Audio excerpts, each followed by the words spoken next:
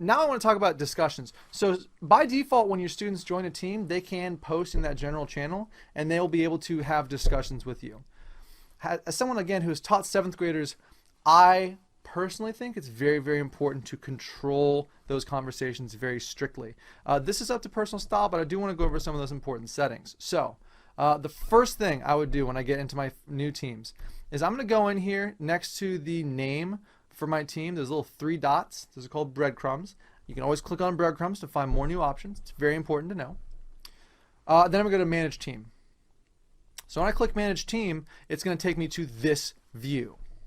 So I'm in my manage team view, and I would normally see all my other students listed down here. I only have one in this example case. Right. So I want to emphasize this button right here, that mute students button. If I click that, it's going to mute everybody in my class. They will not be able to have conversations in here. First thing I do when I come in here is click that button. I'm going to mute them all by default. Now, if I want to lead a class discussion, or if I want to have it open for a day and I am actively monitoring it, I might turn that off so the kids can talk back and forth, or that they can respond to something that I've posted in my general channel.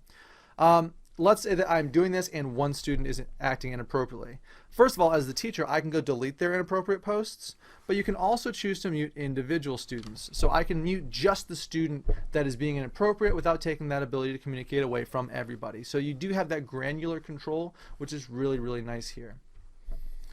Another thing that you can do if you go into your settings, so across that top tab there, you can click on more settings, and there's a ton of stuff in here. You can change the theme, change the pictures, you can turn GIFs on or off. There's a bunch of cool stuff, but I do want to focus on 2 things I recommend turning off from the get-go. So under member permissions, and your students count as members, there are 2 things. Give members the option to delete their messages and give members the option to edit their messages. By default, this is turned on. This is a personal preference. I think it's useful to turn these off because a student could go in and say Mr. Heeren stinks at teaching and then edit that to say Mr. Heeren's great at teaching, and I might not notice it.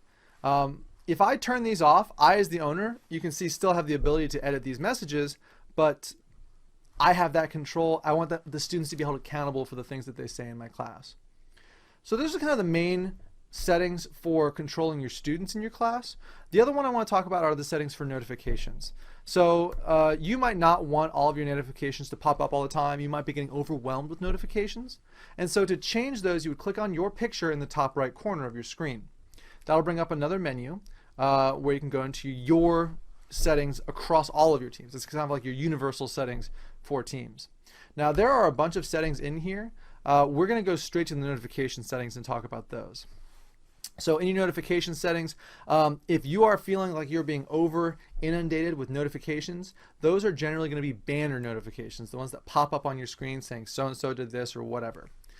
What you can do is you can disable those. What I recommend is switching them from banner over to only show in feed.